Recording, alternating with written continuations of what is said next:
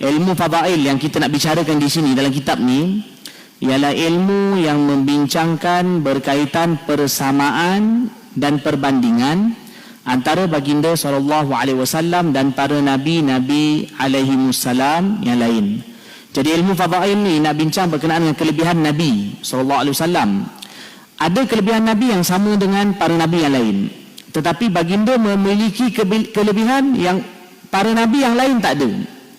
Jadi kelebihan yang Allah kurniakan pada Nabi SAW melebihi daripada kelebihan para nabi yang lain.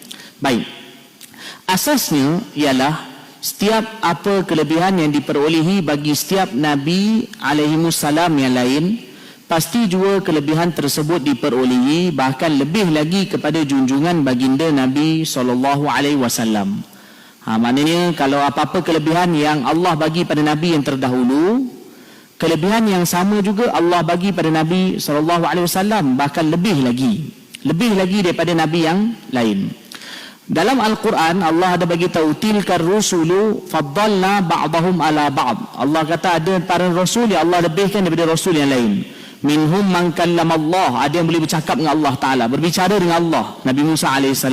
Wa rafa'a ba'dahum darajat, dan Allah ada tinggikan kelebihan nabi rasul melebihi yang lain.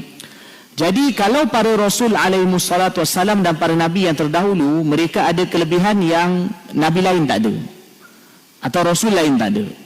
Tapi Nabi SAW pada diri baginda, Allah himpunkan ke semua kelebihan nabi terdahulu dan lebih lagi daripada itu lagi tambahan. Okey, ini antara contoh dia. Contoh-contohnya ialah seperti berikut. Okey, permintaan nabi lain dan anugerah Allah kepada Nabi Muhammad SAW. Okey, yang pertama dia bagi contoh. Contoh yang pertama ialah Nabi Musa AS dapat membelah laut, sedangkan baginda Nabi SAW dapat membelah bulan. Dapat membelah bulan. Jadi antara kelebihan, kita sedia maklum di dalam Al-Quran Allah Ta'ala bagi tahu bahawa Allah belah laut untuk Nabi Musa AS 12 lorong di lautan. Wa qatta'nahum 12 asbatan umama. Allah Ta'ala telah belah lautan untuk Nabi Musa AS. Tapi untuk Nabi Muhammad SAW bukan belah lautan, bahkan Allah bagi pada baginda dapat belah bulan. Iqtarabatis sa'atu wa insyaqqal qamar wa in yaraw ayatan yu'ridu wa yaqulu sihrun mustamir wa kadzabu wattaba'u ahwa'ahum wa kullu amrin mustaqir. Ayat tadi yang saya baca tu Allah bagi tahu bahawa Nabi Muhammad SAW belah bulan. Abdullah bin Mas'ud radhiyallahu anhu, beliau kata, aku sendiri tengok dengan mata kepala aku Nabi SAW telah belah bulan. Orang kafir nampak Nabi belah bulan. Salah satu bulan itu dibahagikan kepada dua. Satu Nabi letak di atas Jabal Abi Qubais dan satu lagi diletakkan di atas Jabal Qu'ayqi'an. Ini dua gunung yang besar yang mengapit kota Makkah Mukarramah. Kalau kita pergi Mekah, di Mekah ada dua gunung gergasi. Satu sebelah, antara sebelah kanan Mistalah, iaitu nama dia Jabal Abi Qubais. Satu lagi sebelah kiri dipanggil Jabal Qu'ayqi'an yang bersambung sampai ke Ma'la. Nabi SAW belah bulan ketika di Mekah. Orang Mekah minta pada Nabi, Quraisy Mekah, Nabi SAW belah bulan. Tapi walaupun Nabi dah belah bulan, mereka tetap tak beriman pada Nabi Muhammad sallallahu alaihi wasallam. Bahkan mereka kata ni sihir. Wa yaqulu sihrun mustamir. Mereka kata ini sihir. Nabi sallallahu alaihi wasallam buat sihir. Tetapi itu ialah mukjizat yang Allah berikan kepada baginda sallallahu alaihi wasallam. Jadi apa sangatlah, maksudnya apalah kalau nak dibandingkan di antara belah bulan dengan belah laut, pasti belah bulan lagi hebat. Jadi walaupun Nabi tak ada belah lautan sallallahu alaihi wasallam, tapi Nabi belah bulan lagi hebat daripada belah lautan. Tapi apa pun itu ialah mukjizat daripada Allah Taala. Baik, sambung. Nabi Musa alaihissalam berdoa kepada Allah Taala, qala rabbi shrah li sadri, iaitu Nabi Musa berdoa dengan berkata, wahai Tuhanku, lapangkanlah bagiku dadaku, lapangkan dadaku.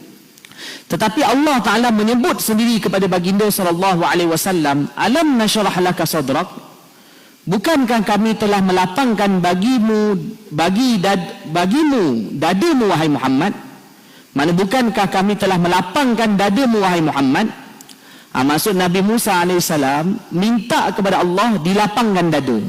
Tapi Nabi SAW sendiri, Allah sendiri bagi tahu kami lapangkan dada kamu.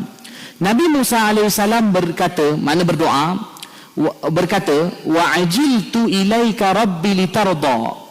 Aku, iaitu aku tu Nabi Musa AS, aku bersegera datang kepadamu wahai Allah, wahai Tuhanku, supaya engkau redha kepadaku. Sedangkan Allah menyebut sendiri kepada baginda Nabi Muhammad SAW, wala sawfa yu'tika rabbuka fatarda, dan sesungguhnya Tuhanmu akan memberikanmu kejayaan dan kebahagiaan di dunia dan di akhirat, sehingga engkau redha wahai Muhammad, sehingga engkau berpuas hati wahai Muhammad. Maknanya Nabi Musa AS dibandingkan dengan Nabi SAW, Nabi Musa kata, aku bersegera pergi kepada engkau untuk aku dapat keredaan kau. Tapi Nabi SAW sendiri, Allah kata, kami bagi pada engkau pemberian macam-macam anugerah supaya engkau redha. Maksud nak bagi tahu perumpamaan antara dua itu, perbandingan antara dua itu, ialah Allah sendiri anugerahkan kepada baginda supaya baginda redha. Tapi Nabi Musa AS minta kepada Allah supaya baginda diredai oleh Allah Ta'ala.